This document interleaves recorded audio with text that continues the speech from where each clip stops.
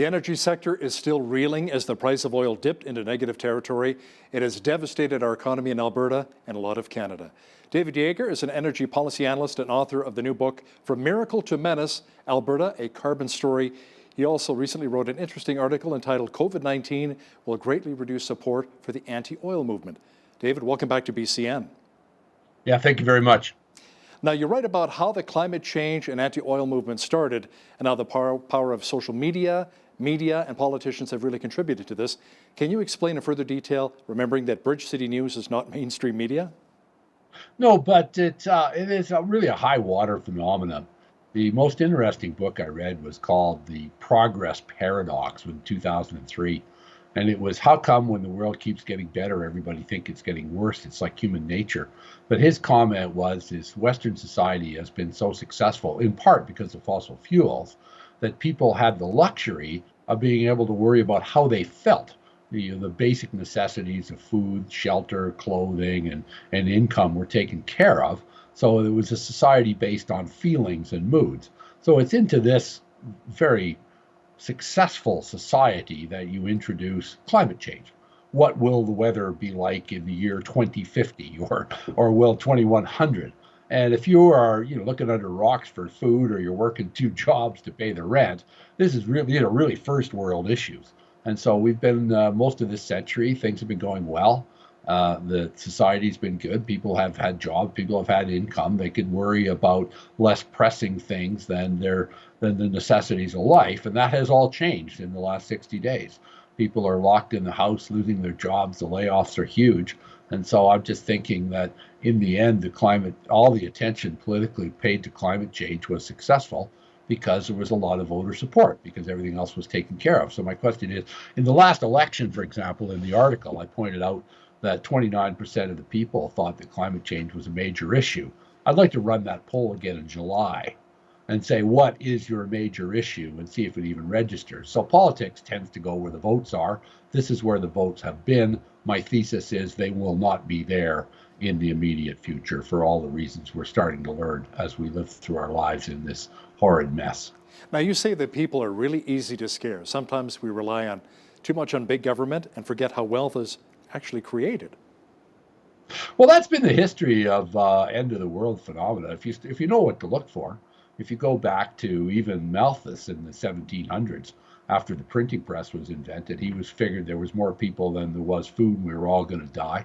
Then it was Silent Spring in the early 60s with DDT, pesticides, we were all going to die. Then there was the population bomb and Paul Ehrlich in 1986. We were all going to die. And then the Club of Rome, we were going to run out of resources in the 1970s. And so there's a recurring phenomena through here, is it's almost a default element of human nature, is if it's too good to be true, it probably is.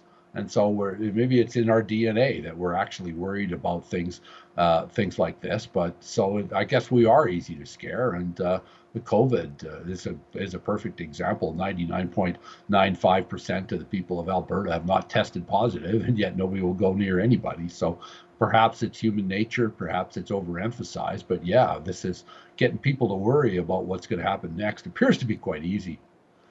You know, a lot of Canadians are being reminded, David, of what it takes to have a good economy. Alberta is getting hammered right now, as we talked about earlier. Oil prices in negative territory for the first time ever. The Liberals did offer a financial aid package, $1.7 billion towards cleaning up the abandoned oil and gas wells. Another $750 million to cut methane emissions, plus some expanded credit lines for smaller companies. But how much of this will really help? Well, it can't hurt. I'm just actually researching that right now, trying to understand how bad it is. There's nobody making money unless you've got your production hedged, which is forward sold. You cannot produce barrel oil profitably at these prices. So everybody is hemorrhaging cash and cutting their capital programs. So you can't do too much assistance. You provide too much assistance at this time. The real issue has been, is this sufficient? And that's what people are worried about. I mean, the fact is, the government, it's a lot easier to respond to the COVID situation than it is to understand what you've done.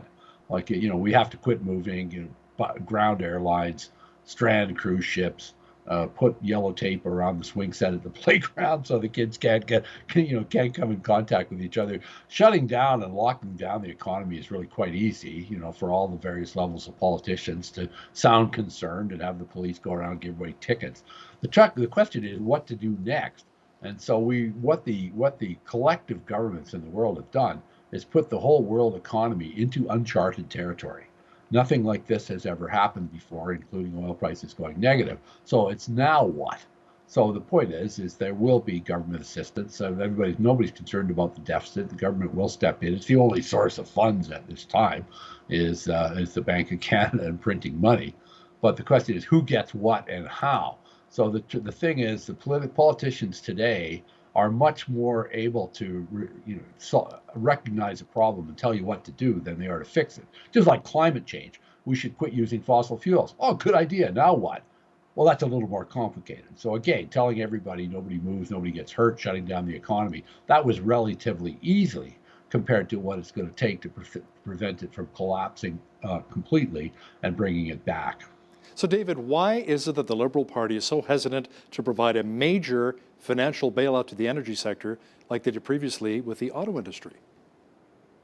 I think it's a lot more. There's two elements. One is there's the politics, in the sense that this is a party, a fairly polarized party on the subject of oil and climate change.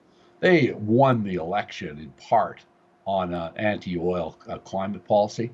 And so it's not intuitive that they should help these people. I would say that this particular government is not particularly gifted in the area of economic management. If you look at this particular crop, it's a tough time to have people with this little economic bench strength, if you will. The second thing and this is in all fairness to the current governments at all levels, this is unprecedented. No one has ever dealt with anything like this. And so what do we do? I do know that the conversations between the Minister of Energy and the industry have been continuous with finance and the banks. Like they know they have to do something and they are asking for guidance on what to do. The question is what to do. So everybody, it's sort of like COVID. It's easy to say what not to do. I mean, say we need help. The government never said we don't need help. You're the only source of funds. The government has said they've never admitted that there's another source of funds. Check out your mattress, clean out your mattress. That's already been done. The question is, what do we give to who? So what I'm hoping is that as the gravity of the situation becomes more apparent, particularly at the federal level, what I'm hoping is they'll take tribal partisan politics. A lot of politics in the modern era, the reason people are so jaded about politics and politicians is they're more inclined to worry about keeping their job than doing their job. What I'm hoping is the current situation is so severe that it's time to start thinking about what's best for the country, not the next election. And in phoning around, I think they're coming around to that. I sure hope so. What's interesting too, David, is how many people are out there saying that they want to see the energy sector just die. Oil and gas just go away completely.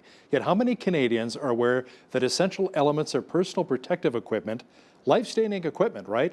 Like the gloves, masks, respirators, are all petroleum-based products, even the hand sanitizer. There's an incredible energy knowledge and energy product information vacuum that has emerged. There was the idea that has been put forward, and really no one's heard. Many don't believe otherwise. That all we need to do to replace oil and gas with wind and solar is political will. I mean, people communicate with each other on the way to the pipeline protest with a plastic phone. There's really no understanding of the supply chain, nor has there been any need to understand the supply chain. This goes back to what I was talking about, the progress paradox. Things are going well. Why do I have to worry about where things come from? I never run out of anything. There's been no shortages of anything. If I don't have a job, you got a guaranteed income supplement, like the ability to book off and go chase how you feel instead of how you got here or how you're going to stay here. It's been fantastic. I mean, that's one of the things the author, Alec Epstein, concluded. He says, I suppose if society's gotten to the point where the only thing they have to worry about is whether they're happy or not, he says, I suppose that's progress, and it is. So there's a giant. This goes back to the original question you asked me when we started this interview. There's a big reality check coming, as people have more time stuck in the house. What is it? And so the people have time to to listen to other narratives now. Where will my next job come from?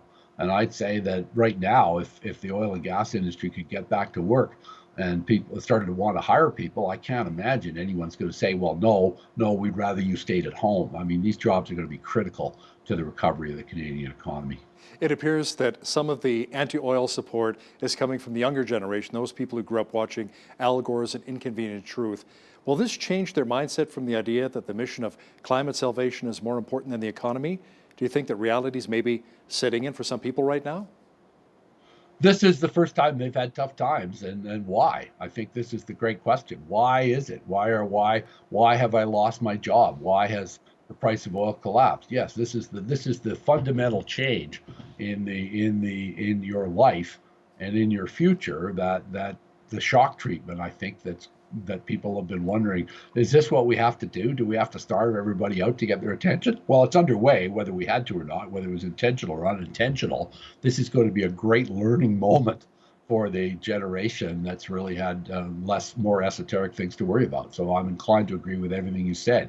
Yeah, you're going to learn where plastic comes from when you can't get it. You're going to, and so on and so forth. You're going to learn how important the oil jobs are because they don't exist anymore. And so as the deficit goes up, and it's all that's why I say I think what's happened is that the state of the economy, or the changes in the economy that this shutdown has created, is much greater than people's understanding of just what we've done here and how long it's going to take to turn it around. But that's happening at lightning speed, unfortunately, as more people lose their jobs and their savings.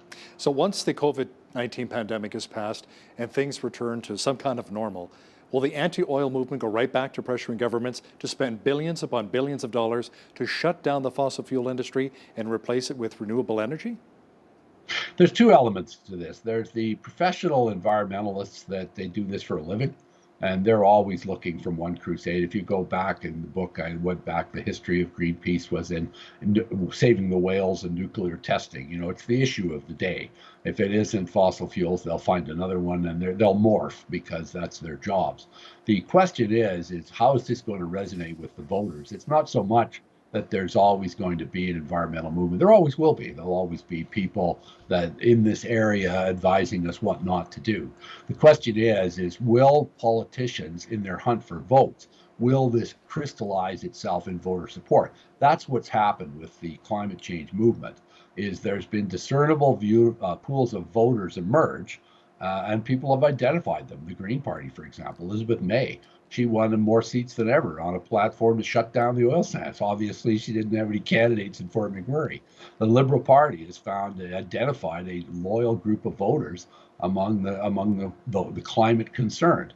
The question is not so much will there be pressure for them to worry about climate change from the environmentalists. That's one thing. The question is, will there be the voter support at the polls? That's my thesis. My thesis is that what the voters of Canada want the government to do next, that is what has changed. Can you comment on the push for renewable energy and the goal we keep hearing, net zero emissions by the year 2030 or 2050? Is that realistic? It's easier to say than do.